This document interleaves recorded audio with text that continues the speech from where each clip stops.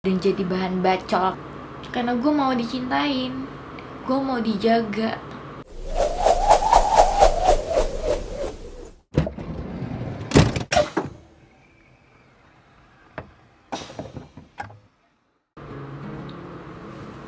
Hai guys, Black Channel Berliana Novel. Nah kali ini, bentar, aku duduk dulu. Aku mau ngebahas masalah, nggak masalah sih. Jadi ada satu subscriber aku yang nge-DM di Instagram aku, dan ini panjang banget sih sebenarnya DM-nya. Aku coba bacain ya. Yang mungkin ini banyak juga yang kalian pertanyakan dan aku mau jelasin di sini. Semoga penjelasan aku itu jelas. Kita lanjut baca DM-nya. Haters Indonesia. Hai ya haters Indonesia.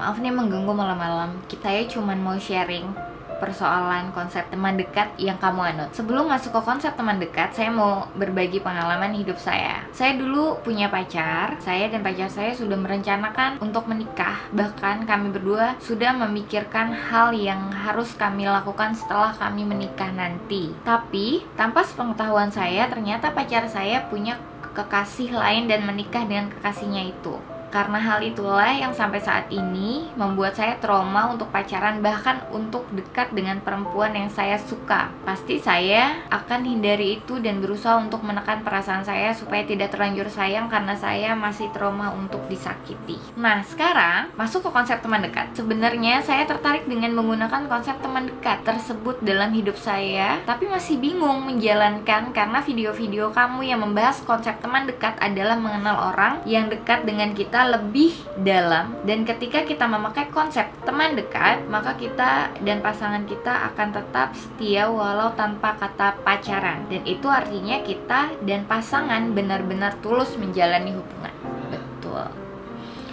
Jadi intinya teman dekat ini udah bener loh sebenarnya. Teman dekat dan orang tersebut harus sama-sama tulus sih sebenarnya. Harus benar-benar sama-sama tulus, sama-sama berserah aja. Di sini yang membuat saya bingung, apakah ketika kita memakai konsep teman dekat justru bisa membuat kita atau pasangan kita masih bisa berhubungan dengan orang lain karena hubungan kita hanya sebatas teman. Dan tentunya ketika saya memakai konsep teman dekat, ini pasti saya tetap akan tersakiti apabila orang yang saya sayang punya hubungan asmara dengan orang lain.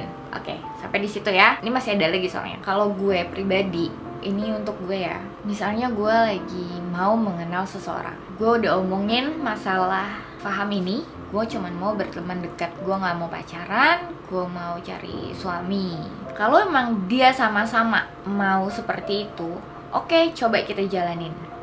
Lo kenal gue sebagai teman, gue kenal lo sebagai teman. Lebih mengenal lagi, bukan seperti teman biasa tapi teman dekat. Ketakutannya adalah, wah nanti dia jalan sama cewek lain, wah nanti dia pacaran sama cewek lain. Sedangkan di sini gue bener-bener fokus sama dia. Kalau gue pribadi, gue juga punya perasaan seperti itu. Itu suatu perasaan yang menurut gue wajar banget. Ketakutan manusia yang sangat wajar banget. Balik lagi, ketakutan gue untuk kehilangan dia dengan ketakutan gue dengan masa lalu, itu lebih besar ketakutan gue dengan masa lalu yang akhirnya menjadikan gue sosok yang seperti sekarang. Maksudnya gimana sih Ber? Maksudnya adalah kalau emang dia laki-laki yang Allah kasih buat kita, lo gak perlu takut kehilangan dia selama lo masih berjuang menjadi yang terbaik buat diri lo. Lo gak perlu takut disakitin sama dia. Kalau gue sih lebih tulus dan lebih pasrah sih sama yang di atas. Kalau emang dia jodoh gue, ya bakal dideketin. Kalau enggak, ya udah. Yang penting sekarang gue ngejaga diri gue, ngejaga badan gue untuk diri gue dulu. Lo terlalu naif kalau melulu menjaga sesuatu untuk orang lain. Sakit yang si haters maksud ini menurut gue kayak yang sakit karena lo setia untuk dia, lo ngejaga hati untuk dia, lo ngejaga badan lo untuk dia. Itu bakal sakit kalau ternyata dia nggak jaga itu buat lo. Tapi kalau gue ngejaga hati gue ngejaga badan gue ngejaga semua yang harus gue jaga itu untuk diri gue dan untuk suami gue nanti, bukan untuk dia yang gue harapkan menjadi suami gue. Dengan itu gue nggak ngerasain sakit pada saat dia ternyata tidak menjaga itu. Gue nggak ngerasain dia menyakiti gue, karena pada saat gue tahu hal itu, ya oh ya udah, berarti dia bukan untuk gue. Apapun yang menurut lo sakit, apapun yang menimpa masa lalu gue, sakitnya gue di masa lalu bukan karena pasangan gue pada saat itu, tapi karena gue pribadi juga. Kenapa? Karena gue selama ini gue selalu berusaha jadi yang terbaik untuk dia, bukan untuk diri gue, yang akhirnya menimbulkan rasa sakit. Dan ternyata dia tidak segitunya sama gue. Berharap boleh, tapi ada kadarnya. Susah gak sih? Biar susah. Gue gak bilang ini suatu hal yang gampang, karena gue juga butuh waktu bertahun-tahun dan mengalami sakit yang sakit banget sampai akhirnya gue bisa berpikir hal yang seperti ini. Terus sampai kapan? Ya kan jodoh gak ada yang tahu. Kalau misalnya emang pasangan lo ngejaga juga, itu artinya dia jodoh lo. Tapi kalau ternyata pasangan lo tidak menjaga, ya udah, berarti dia bukan jodoh lo. Dan lo nggak bisa memaksakan masalah jodoh. Kalau gue bisa bilang satu pasangan yang menikah pun, gue belum bilang kalau oh iya lu jodoh banget ya. Karena jodoh tuh menurut gue dinilai di hari tua nanti, bukan di saat sekarang, karena semuanya tuh bisa aja pisah. Jodoh tuh menurut gue yang sampai nanti lo tua tutup mata, lo tetap sama-sama, ya itu jodoh lo. Kita nggak ada yang tahu jalannya Tuhan seperti apa untuk diri kita. Jadi intinya teman dekat adalah lo berusaha untuk tulus sama seseorang, mengharapkan seseorang tapi tidak memaksakan. Nah dia chat lagi nih, maaf nih ganggu malam-malam lagi, saya sudah coba memakai konsep teman dekat. Oh udah nyoba dia. Tapi yang buat saya bingung itu bagaimana cara menyikapi kesetiaan terhadap pasangan sedangkan kita hanya teman. Takutnya ketika saya berusaha untuk setia tapi teman dekat saya masih tetap berhubungan dengan orang lain, berarti kesetiaan saya tidak ada gunanya dong. Dan saya tidak punya hak untuk marah dan cemburu karena kita hanya sebatas teman dekat. Jadi apa gunanya konsep teman dekat ini dalam menjalin hubungan orang lain? Karena menurut saya tidak ada bedanya dengan teman biasa. Akankah konsep teman dekat ini ibarat kodok untuk mengikat perasaan orang lain tanpa harus terbebani menjaga perasaan orang lain? Saya adalah orang yang trauma tersakiti, tapi demi Allah Subhanahu wa Ta'ala, kami teman dekat ini justru mengajarkan saya untuk menyakiti hati wanita. Sekarang saya harus memilih satu di antara dua wanita, dan ketika saya memilih satu di antara mereka untuk menjadi istri saya, pasti ada yang tersakiti walaupun hubungan kita hanya sebatas teman dekat. Balik lagi nih haters Indonesia ke masalah tulus. Kalau sampai ada dua wanita yang ada di samping lo sekarang, artinya lo tidak menganut konsep teman dekat menurut gue. Karena menurut gue teman dekat ya satu aja, enggak ada dua. Bukan berarti pada saat lo berteman dekat lo bisa berteman dekat dengan banyak orang. Karena kan mau berteman dekat tuh kayak mau berkenalan lebih dalam. Satu dulu dicoba teman dekatnya agar tidak menyakiti orang lain. Karena kalau gue pribadi, gue cukup satu aja mengenal satu laki-laki sampai akhirnya gue menemukan jawaban dia atau bukan. Nah kalau bukan, baru gue merenungi lagi apa yang salah ya sama diri gue, kayak introspeksi sama diri sendiri lagi, yang akhirnya nanti dengan waktu lo bisa nemuin kekurangan di diri lo dan lo bisa perbaikin itu dengan sempurna. Toh pada saat lo berteman dekat seperti ini, tidak ada yang ngerasa dirugikan secara hal yang aneh-aneh. Misalnya, iya teman dekat tapi gue ngapa-ngapain, ya itu salah. Yang gue bilang teman dekat itu bukan berarti lo bisa berteman dekat abis itu lo ngapa-ngapain gitu, enggak. Justru kenapa gue menganut paham ini, karena gue nggak mau ngapa-ngapain. Karena kalau misalnya ada kata pacaran, pasti nggak ada batasannya.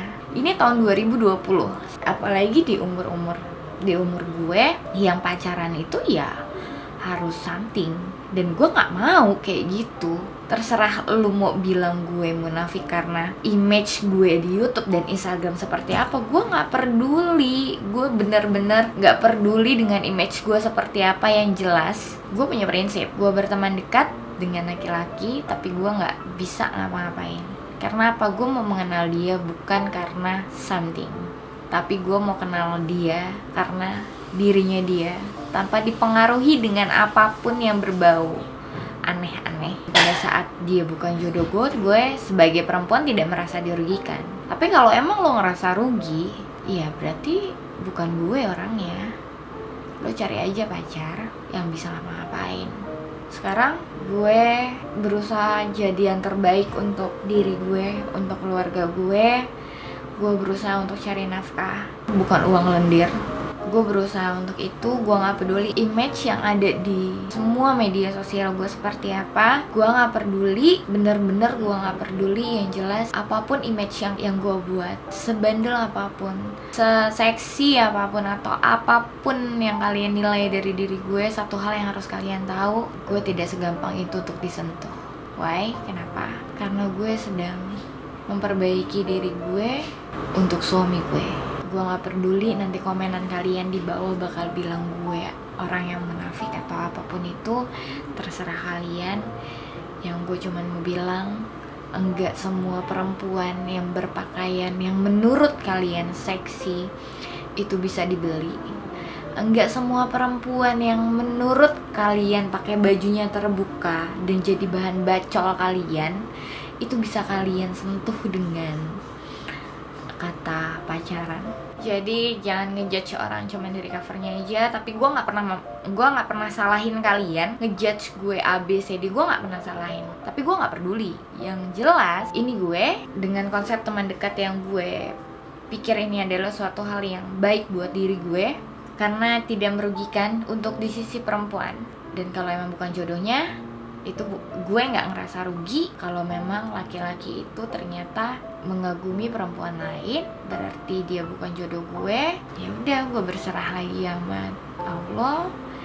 Semoga gue diberi jodoh yang terbaik buat gue, bisa merubah gue jauh lebih baik.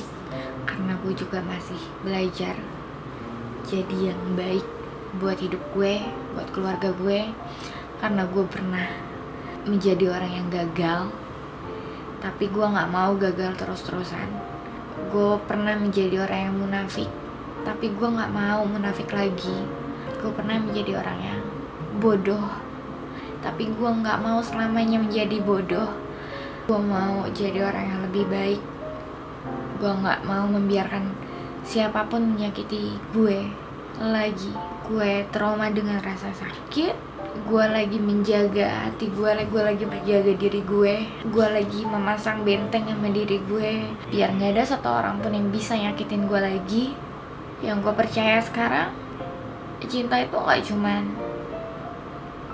segimana lo berjuang, seberat apa lo berjuang buat dia, tapi segimana lo ngejaga diri lo dan hati lo untuk diri lo dulu. Karena nggak mungkin orang akan dicintain kalau dia tuh nggak cintain dirinya. Jadi itu alasannya kenapa gue sekarang lebih ngejaga diri gue. Karena gue mau dicintain, gue mau dijaga. Tapi nggak mungkin orang bakal ngejaga gue, nggak mungkin orang bakal sayangin gue, nggak mungkin orang bakal cintain gue kalau gue nggak mencintai diri gue sendiri. Jadi sekarang itu gue lagi di masa belajar mencintai hidup gue, belajar menerima hidup gue, belajar menjadi yang lebih baik, belajar berusaha lebih untuk hidup gue. Buat kalian yang pernah disakitin dan ngerasain hal yang sama gue cuma mau bilang sama kalian, please sayangin diri lo, please cintain diri lo dulu. Kasian orang tua lo yang sayangin lo, yang ngurus lo, yang berjuang buat lo. Kalau akhirnya pada saat lo dewasa cuman disakitin sama laki-laki, cuman disakitin sama orang lain.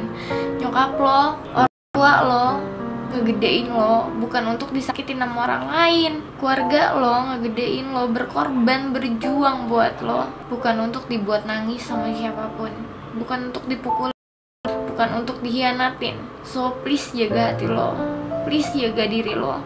Jangan sampai ada satu orang pun yang bisa nyakitin diri lo. Pasang benteng yang setinggi-tingginya sampai gak ada satu orang pun yang bisa ngerobohin lo. Kuatin hati lo sampai Nggak ada satu orang pun yang bisa nyerang hati lo sampai hati lo tuh hancur, remuk. Sayangin diri lo. Gitu aja dari gue, Berliana Novel. Gue juga sorry banget, gue lagi belajar. Dan kalau emang paham gue salah, jangan diikutin. Tapi kalau menurut lo paham gue benar, coba diikutin dengan cara yang benar juga. Karena kalau misalnya pahamnya benar tapi caranya nggak benar, percuma juga, lo bakal tetap salah. Love you semuanya. Gue berterima kasih dengan banyak orang di hidup gue. Gue berterima kasih sama Allah yang pasti buat semua haters gue.